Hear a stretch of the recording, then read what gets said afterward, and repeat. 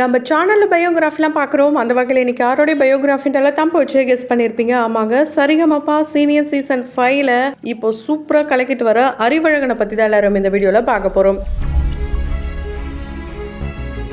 இவரை பற்றி பார்க்கறதுக்கு முன்னாடி இது வரைக்கும் யாரெல்லாம் நம்ம சினி சமூகம் சேனலை சப்ஸ்கிரைப் பண்ணலையோ அவங்க எல்லாரும் மறக்காம சப்ஸ்கிரைப் பண்ணிட்டு பக்கத்தில் இருக்க பெல் ஐக்கனையும் மறக்காம ப்ரெஸ் பண்ணிடுங்க. சரிகமபா சீனியர் சீசன் 5 ஸ்டார்ட் ஆனதுலேருந்து அந்த ஷோ பார்க்குற எல்லாருமே கண்ணீரும் கம்பளமாக தான் இருக்காங்கன்னு சொல்ல முடியும். ஏன்னா அந்த அளவுக்கு பல பேருடைய அந்த பேக் ஸ்டோரி பார்த்தீங்கன்னா ரொம்ப எமோஷ்னலாக இருக்குது. அது கேட்கும் போது இப்படிலாம் கூட இருக்காங்களா அப்படின்ற மாதிரி தான் இருக்குது. ஸோ கண்டிப்பாக இந்த ஷோ பார்க்குற ஒவ்வொருத்தரும் எனக்கும் எமோஷ்னல் ஆகுதுன்ட்டு யாரெல்லாம் சொல்கிறீங்களோ அவங்க கமெண்ட் பாக்ஸில் மறக்காம கமெண்ட் பண்ணுங்க. அறிவழகனை எனக்கு ரொம்ப ரொம்ப பிடிக்கும். அவரோட சாங்ஸ்லாம் நான் கேட்டிருக்கேன்ட்டு யாரெல்லாம் சொல்றீங்களோ அவங்க ரெட் ஆர்டினோட கமெண்ட் பாக்ஸ்ல கமெண்ட் பண்ணலாம். அறிவழகன் இந்த ஷோக்கு வரதுக்கு முன்னாடி அவருடைய வீட்டில இருந்தே ஒரு ஸ்டூடியோ செட்டப்ல நிறைய பாடல்களை பாடி அசத்திட்டே தான் இருக்காரு. அவருடைய ஃபாலோவர்ஸை பார்த்தா கிட்டத்தட்ட 3 லட்சம் பேர் இருக்காங்க. கண்டிப்பா அந்த 3 லட்சம் பேரும் ரொம்ப ஈஸியாலாம் வந்திருக்க மாட்டாங்க. இவருடைய இந்த திறமையை பார்த்து தான் வந்திருப்பாங்க. அந்த அளவுக்கு ஒரு திறமையான ஒரு பர்சன். இவருடைய வாய்ஸ் ஷான் ரோல்டன் அவர்கள் வாய்ஸ் மாதிரி இருக்குன்னு சொல்லி வெண்பனி மலரே பாடல்லாம் பாடி அசைத்திருப்பாரு. நிறைய ஸ்டேட்டஸ்லாம் கூட நம்ம பார்த்துருந்தோம், ட்ரெண்ட் ஆகிட்டு இருந்தது.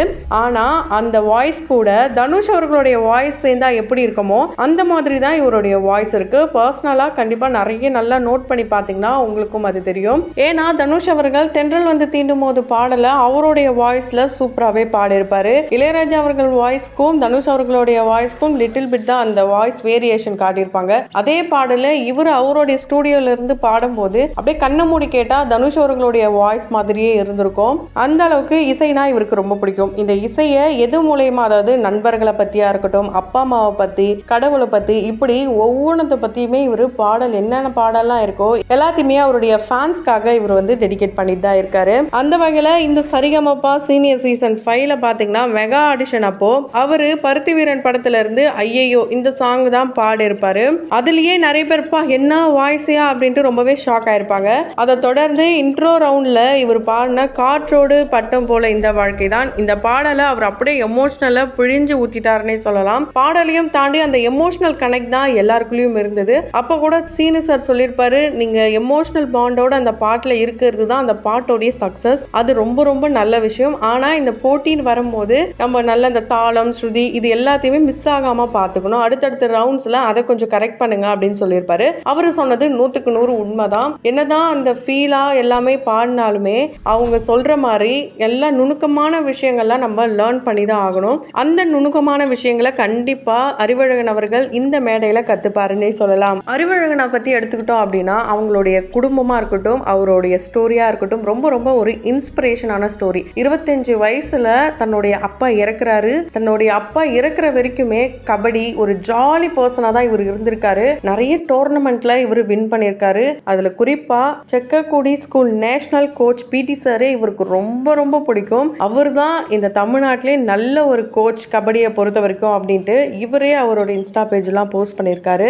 நல்ல ஒரு கபடி பிளேயராகவும் இருந்திருக்காரு. நிறைய கப் வின் பண்ணியிருக்காரு. இப்படி ஒரு ஜாலியா இருந்துட்டு இருந்தவருடைய தலையில தூக்கி ஒரு மிகப்பெரிய பாரத்தை வச்ச மாதிரி தான் அவங்களுடைய அப்பாவுடைய இறப்பு இவங்களுடைய குடும்பத்துக்கு வந்திருக்கு. ஏன்னா இவருடைய குடும்பத்துல இவர் தான் கடைசி மகன். இருந்தாலும் இவர் ஏன் குடும்பத்தை தாங்கணும் அப்படின்ட்டு பல பேருக்கும் கேள்விகள் இருக்கும். அதுக்கு காரணம் என்னன்னா இவர் கூட பிறந்த இவங்களுடைய அண்ணா 3 பேருமே இவங்களுடைய அம்மா அவங்களுடைய கணவர் இறந்ததுக்கு அப்புறமா நீங்க நாட்டுக்காக போயிட்டு உழைங்க அப்படின்னு சொல்லி இந்தியன் ஆர்மியில போய் சேர்த்திருக்காங்க. ஸோ இவங்களுடைய 3 அண்ணாக்களுமே இந்தியன் ஆர்மியில தான் இருக்காங்க.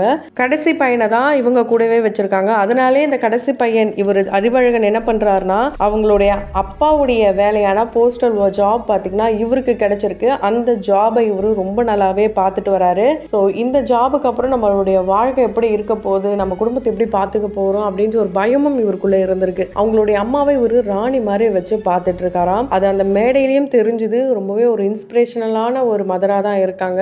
ஏன்னா ஒரே ஒரு பிள்ளைய மட்டும் ஒவ்வொரு சுதந்திரம் அண்ட் குடியரசு தின விழாப்போ நாட்டுக்காக குடும்பத்துல இருந்து ஒரு குழந்தையாச்சும் நீங்க அனுப்பணும் அப்படின்ட்டுலாம் நிறைய ஸ்பீச்சை நம்ம கேள்விப்பட்டிருக்கோம். ஆனா இந்த வீரத்தாய் பார்த்தீங்கன்னா 3 பசங்களை அனுப்பிச்சிருக்காங்க.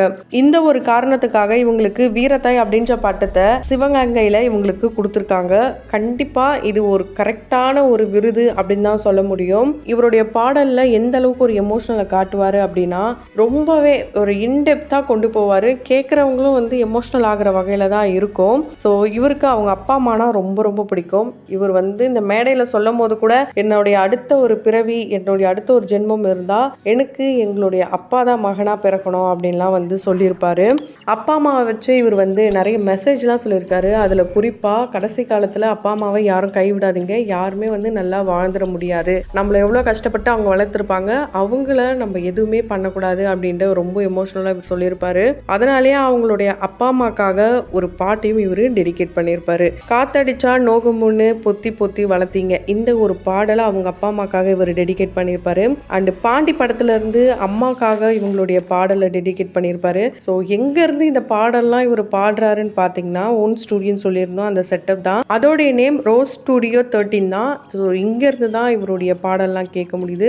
முருகர் பாடல் மண்ணானாலும் திருச்செந்தூரில், இந்த ஒரு பாடலை ரொம்ப அற்புதமாக இவர் பாடியிருப்பார். கண்டிப்பாக இந்த ஒரு பாடலை இவருடைய வாய்ஸில் கேட்கறது ரொம்ப சூப்பராக இருந்துச்சுன்னே சொல்லலாம். அதே மாதிரி எம்மதமும் சம்மதம் சொல்கிற வகையில் தான் இவர் ஜீசஸோடைய சாங்கும் பாடியிருக்காரு. ஸோ ரொம்ப அழகான வரிகளோட ரொம்ப அழகான வாய்ஸோட இவர் பாடியிருக்காரு. கண்ணாலே என் கண்ணாடி பூ, இந்த ஒரு பாடல் இப்போ சமீபத்தில் ரொம்ப ரொம்ப ட்ரெண்ட் ஆகிட்டு இருக்கு.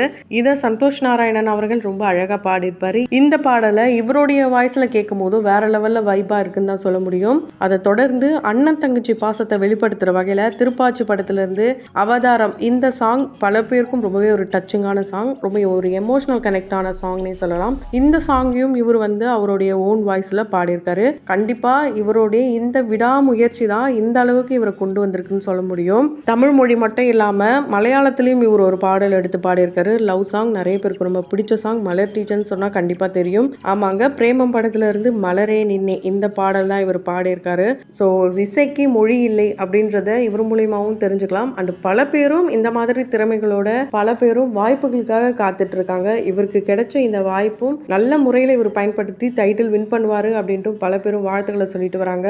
அந்த வகையில் நாமளும் நம்மளுடைய சினி சமூகத்தின் வாயிலாக வாழ்த்துக்களை தெரிவித்துக் கொள்ளலாம். தொடர்ந்து பயோகிராஃபில் பார்த்து என்ஜாய் பண்ணணும்னு நினச்சிங்கன்னா உடனே நம்ம சினி சமூகம் சேனலை சப்ஸ்கிரைப் பண்ணிட்டு பக்கத்தில் இருக்க பெல் ஐக்கனையும் மறக்காம ப்ரெஸ் பண்ணிடுங்க.